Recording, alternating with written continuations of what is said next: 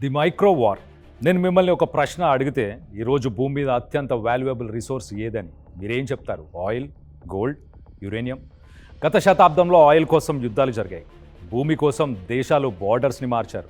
కానీ ఈరోజు మనిషి భవిష్యత్తు, దేశాల ఆర్థిక వ్యవస్థ, గ్లోబల్ సూపర్ పవర్స్ డామినెన్స్ ఇవన్నీ కూడా ఒక చిన్న వస్తువు మీద ఆధారపడి ఉన్నాయి.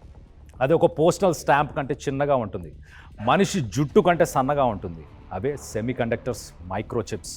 ఇవి చూడటానికి ఒక డేంజరస్గా కనిపించవు, కానీ ఒక మోడర్న్ ప్రపంచాన్ని నడిపిస్తుంటాయి ఈ ఇన్విజిబుల్ ఇంజన్స్. ప్రస్తుతం అమెరికా, చైనా, తైవాన్ మరియు ఇండియా ఈ చిప్స్ని కంట్రోల్ చేయడం కోసం ఒక సైలెంట్ $multi-trillion యుద్ధాన్ని చేస్తున్నాయి. ఎందుకంటే ఈ 21వ శతాబ్దంలో ఈ చిప్స్ ఎవరి చేతిలో ఉంటే భవిష్యత్తు వాళ్ళ చేతిలో ఉన్నట్టే. దీన్ని కొంచెం క్లియర్గా అర్థం చేసుకుందాం.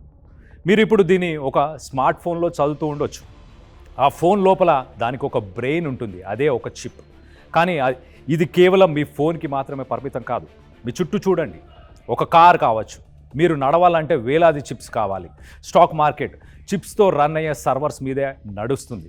ఇంటర్నెట్, హాస్పిటల్స్, ఏటీఎంస్ వీటన్నిటితో పాటు అత్యంత ముఖ్యమైనది మన డిఫెన్స్ మరియు మిలిటరీ కూడా ఈ F-35 లాంటి fighter jets, hypersonic missiles, drones, artificial intelligence, advanced semi conductors లేకుండా ఇవేవి పనిచేయవు.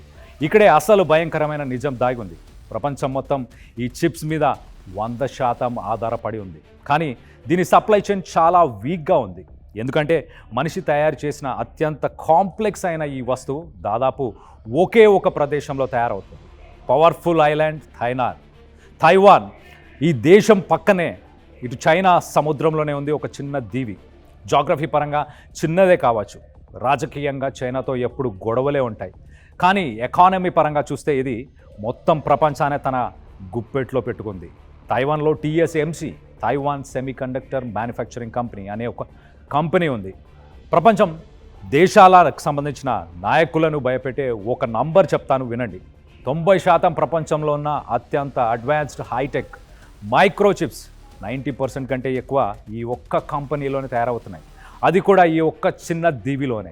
తైవాన్లోని ఫ్యాక్టరీ ఒక్కరోజు ఆగిపోతే జర్మనీలో కార్ల తయారీ ఆగిపోతుంది, అమెరికాలో ఫోన్ లాంచెస్ ఆగిపోతాయి, ప్రపంచవ్యాప్తంగా డిఫెన్స్ సిస్టమ్స్ అన్నీ స్తంభించిపోతాయి. దీన్నే నిపుణులు తైవాన్ యొక్క సిలికాన్ షీల్డ్ అంటారు. గ్లోబల్ ఎకానమీకి వీళ్ళు ఎంత అవసరం అంటే ఏ దేశం కూడా తైవాన్కి నష్టం జరగాలని కోరుకోదు.